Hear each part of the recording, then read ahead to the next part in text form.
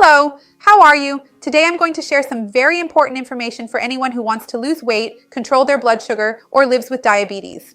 I'm going to tell you which is the only carbohydrate that doesn't raise your insulin and how to add more of it to your daily routine so you can be healthier and get better results.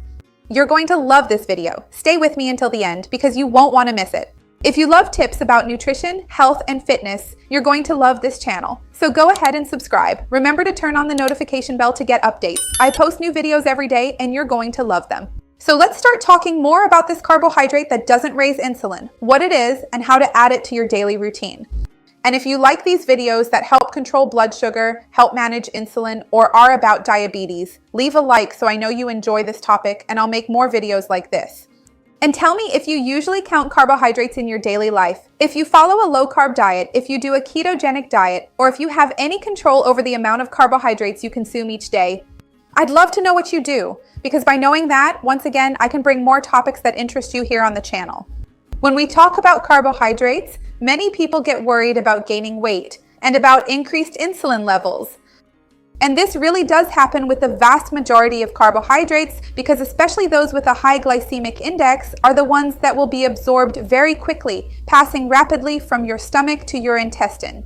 From the intestine into the bloodstream, and this absorption rate is very fast and will cause blood sugar levels or plasma sugar levels to rise significantly, which is toxic for our body.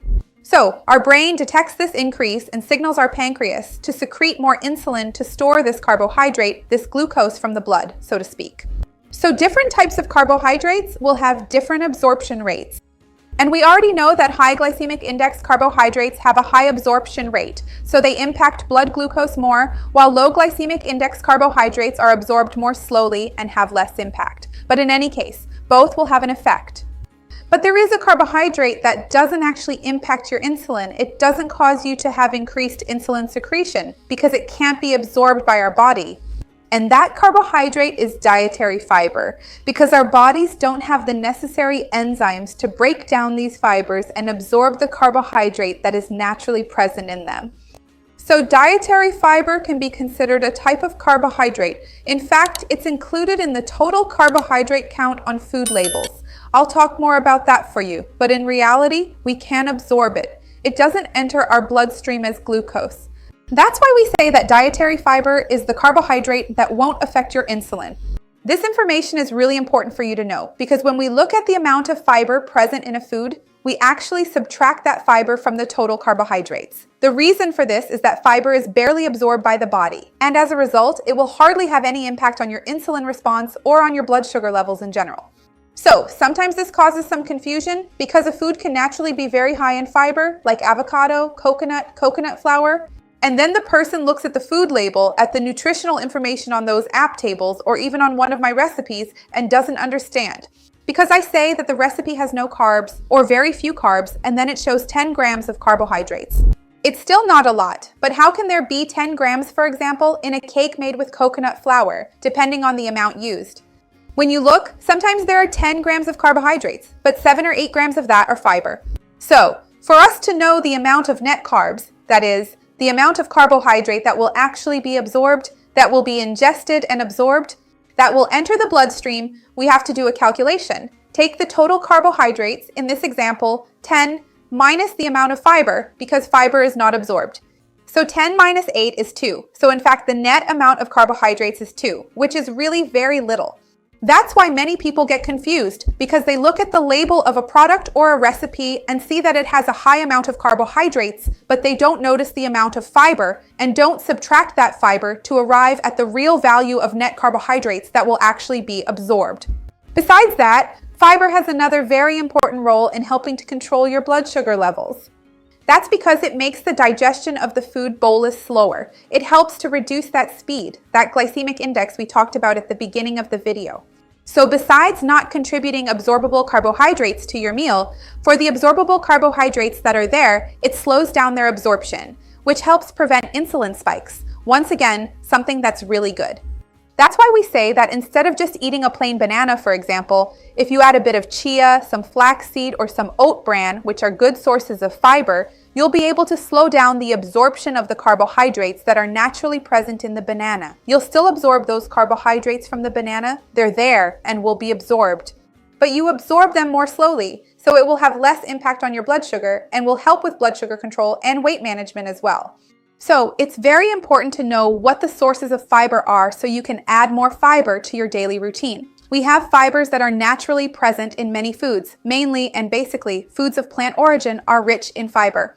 I say this because there are many food products sold with added fiber. For example, there can be hamburgers, meatballs, or processed foods to which fiber is added. But usually, when we look at a natural food, it's really the plant-based products because they are fibrous. They have fiber in their composition. So different types of products can have different amounts of fiber. For example, oat bran, as I already mentioned, has a great amount of fiber, and wheat bran as well. Chia and flaxseed, in addition to fiber, also have healthy fats, which are precursors to omega-3 and help further lower the glycemic index. Avocado is an excellent source of fiber and healthy fats as well. Coconut also contains fiber and healthy fats.